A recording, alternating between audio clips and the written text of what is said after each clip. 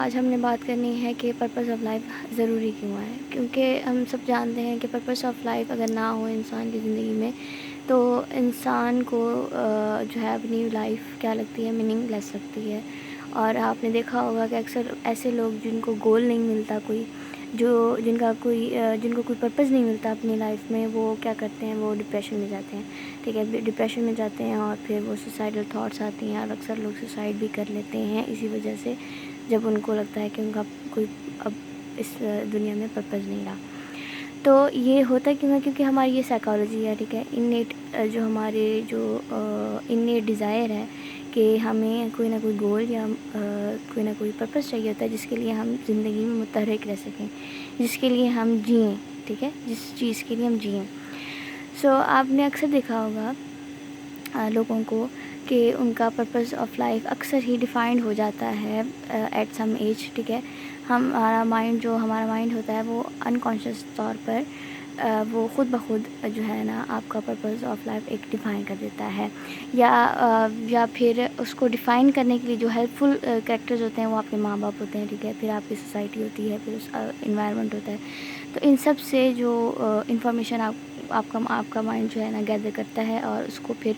ایک گول کی شکل میں جو ہے نا آپ کا پرپس ڈیفائن کر دیتا ہے آپ کا مائنڈ انکانشیسلی، ٹھیک ہے، اور پھر آپ اسی کے لیے ہی پھر دن رات کام کرتے ہیں اور چیزیں کرتے ہیں جو بھی اس گول کو اچیو کرنے کے لیے آپ نے کرنا ہوتا ہے۔ ایگزامپل لیتے ہیں کسی بھی ایک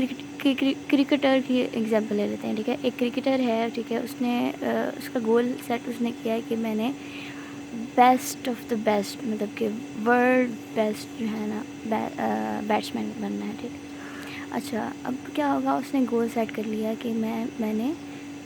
ورلڈ بیسٹ بیٹسمین بننا ہے،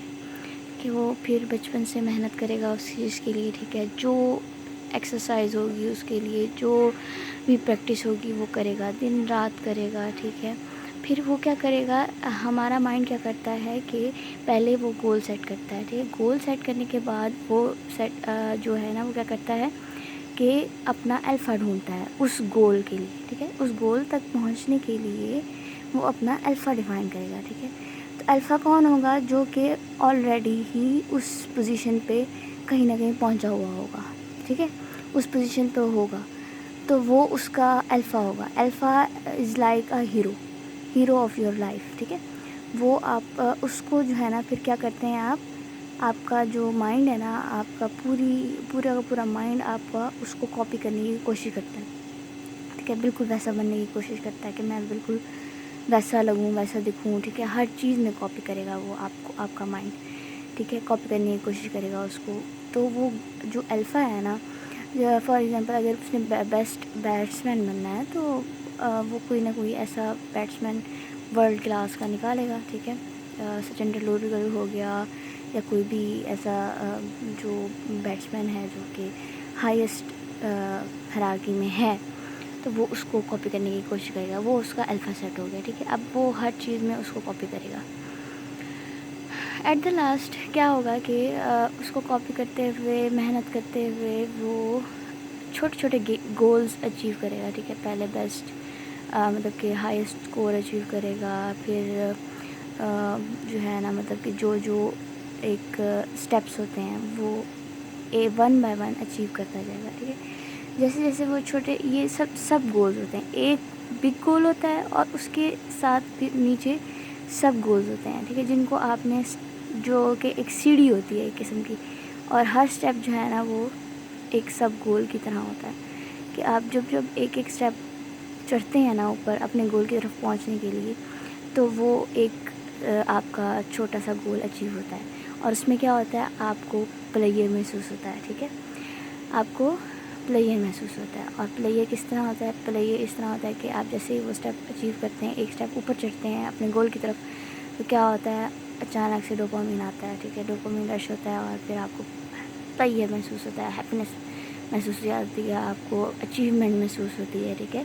ایک ریوارڈ آپ کو محسوس ہوتا ہے۔ تو یہ پھر آپ کو اور زیادہ موٹیویٹ کرتا ہے کہ اب نیکسٹ اسٹیپ کی طرف چلو، ٹھیک ہے۔ اس طریقے سے کیا ہوتا ہے کہ جب ڈوپامین پلیئر اور ہیپینس میں ڈفرینس ہے، ٹھیک ہے، ہمیشہ یاد رکھیے گا، پلیئر اینڈ ہیپینس میں ڈفرینس ہے. پلیئر از سم تھنگ، مطلب کہ جو جسٹ آپ کو خوشی، وقتی خوشی دیں، مطلب ایٹ دیٹ پوائنٹ،